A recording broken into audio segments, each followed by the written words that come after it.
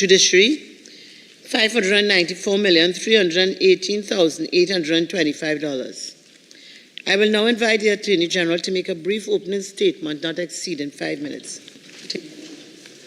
Thank you very much, Madam Chair. Madam Chair, the judiciary is the third arm of the state. That is to say, the third arm, together with the executive and the legislature, charged with the responsibility of resolving disputes which arise in our society and are brought before our courts.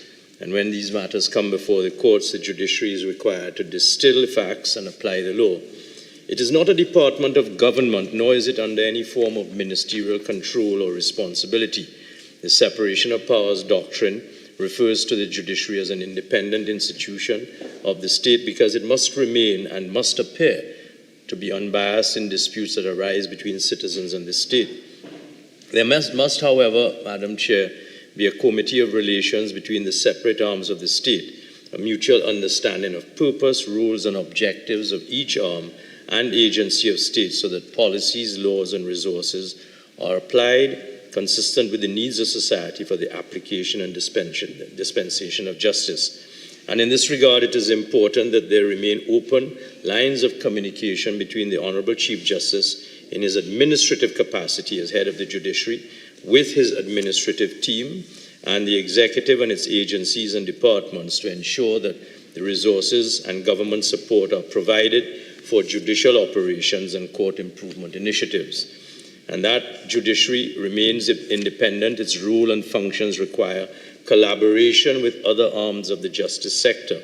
And in that administrative capacity, I am privileged as the Attorney General, a member of the executive, to operate as the conduit from the judiciary to the executive branch, the cabinet, and the legislative branch, and so that there is no direct representation by the judiciary at either forum, but so that the voice of the judiciary is expressed through the Attorney General. And this is best illustrated today as I appear, and I have the privilege to appear today assisted by members of the Court Executive Administration of the judiciary to answer questions in furtherance of the allocation of the Minister of Finance in the budget to the judiciary to enable it to continue to discharge its functions which have to do with legislation and rules of court, which the government continues to support the judiciary in, its budget and physical facilities, to name only a few, the upgrade of the Port of Spain District Court, the upgrade of the new Supreme Court building in San Fernando, construction of a new family court in San Fernando, construction of a new San Fernando District Court, and expansion of virtual courts in the prisons. And the judiciary has used its available resources to achieve a number of things, in particular, coming out of our COVID period, the improved access to justice, which has been implemented across the countries through the virtual access customer centers, 10 public locations across Trinidad and Tobago, upgrades to 15 courtrooms, expansion of online payments, electronic payments into court, shifting from paper filing to information capture and management, and improved court buildings and facilities. And as the judiciary continues to build out through its administrative and judicial functions, it continues to be supported by the executive. Among the important objectives for the 2025 year will be reviewing the AJIPA, Administration of Justice Improvement processes and systems, advancing the reorganization of the magistracy, establishing the civil division, which we have just passed a bill in the House of Representatives to bring into being, completing the rollout of the family court and handling of domestic violence offenses throughout Trinidad and Tobago, criminal procedures to improve trafficking in persons offenses and other sexual offenses, case management information system, and a number of other matters. Of course, the allocation of the executive to the judiciary is less than an ideal world, but I believe that the judiciary and the population will understand and accept that in the reality of the Ministry of Finance in consultation with the Ministry of Planning, having provided funds in 2025 to cater for contractual engagements and commitments on all projects that are already in progress in 2024. And the strategy that is employed by the judiciary will be to advance those projects, monitor the progress of works, and to engage with the Ministries of Finance and Planning at the mid-year review with a view to securing supplementary funding for new activities and projects once these projects that have already been funded are either sufficiently advanced or completed. And I'm happy to stand here today to take questions from members of this Standing Finance. Thank you. Thank you, Attorney General. Honourable members, the question is that a sum of $594,318,825 for head 03 Judiciary stand part of the schedule.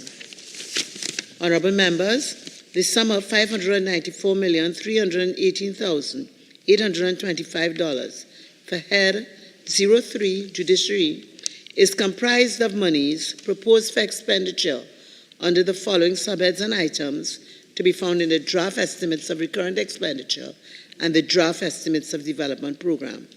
We shall now consider the draft estimates of recurrent expenditure. We are at page 11. Subhead 01, personal expenditure, item 001, Judiciary Trinidad. Item 002, Judiciary Tobago. Subhead 02, Goods and Services, item 001, Judiciary Trinidad. Member for Barataria San Juan. Thank you very much. Madam Chair, I want to take the committee to line item 16, contract employment. The revised estimate for 2024 was $189 million, and this sum is now decreased by $39 million, so there's an allocation of $150 million for fiscal 2025.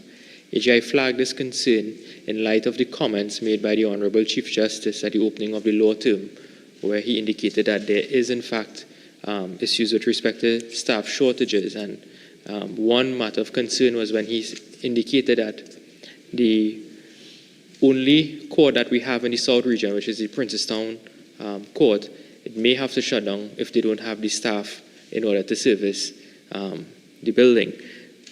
Can the Attorney General, in light of this, indicate why is there such a great cut into this expenditure? Well, I think I mentioned earlier in my opening that the executive is managing, and I think the judiciary appreciates that there are limited resources to share around the country. What I would certainly address with confidence is that the Princestown Court is not going to shut down. I would also say with equal confidence that the conversation continues between the judiciary and the executive with a view to ensuring that as and when further allocations are necessary and applications are made, if necessary at the mid-year period, that will be addressed properly. But is there a specific reason for this decrease in the allocation from 189 million to 150 million? I would say that the specific reason for the decrease has to do with the general management across the nation by the Minister of Finance and the government of budgetary allocations so as to allocate as equitably as possible among all state sectors. Okay. Item 002, Judiciary Trinidad, Tobago. Subhead 03, minor equipment purchases, item 001, Judiciary Trinidad. Subhead 04, current transfers and subsidies, item 002, Commonwealth bodies, item 007, households, item 009, other transfers, item 011, transfers to state enterprises. Honourable members, we will now move on to the draft estimates of the development program. Consolidated fund, page 4 of the relevant book, item 005, multi-sectoral and other services. A, administrative services. F, public buildings. Yes, member for Barataria San Juan. Thank you. Attorney General, I'm at line item 006, which deals with the restoration of the San Fernando Supreme Court building. This building has been out of commission for some time because owing to the repair works that are ongoing there. In 2024, I have noticed that there was an allocation of $5.2 million for this project, and then there was only a spend of $563,000, roughly $500,000. So there's over $4 million was not used up based on the allocation given for this item. There have been many complaints by both practitioners, members of the judiciary, and also litigants in terms of accessing court facilities in San Fernando. Can the Attorney General indicate why the full allocation was not used up so that this project could be completed in a quick time? Yes, the revised expenditure was significantly less than the allocation, as infrastructure works by UDECOT was significantly delayed. This affected the ICT works that were to be executed by the judiciary to mitigate procuring of ICT equipment, which would have sat idle until completion of building works and risked the expiration of warranties. Is there a reason for that?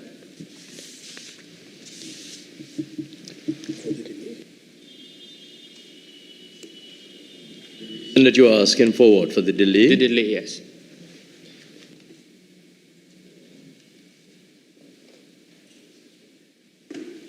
Instructed that the delays were brought on board as a result of difficulties that UDECOT was experiencing in getting the contracts going. Yeah. Is there an anticipated date on which this building will be open to the public? The anticipated date is the end of 2025. End of 2025. Thank you. Honourable members, we will now move on to the Infrastructure Development Fund. This is at page 181. Item 005, multi-sectoral and other services, F, public buildings.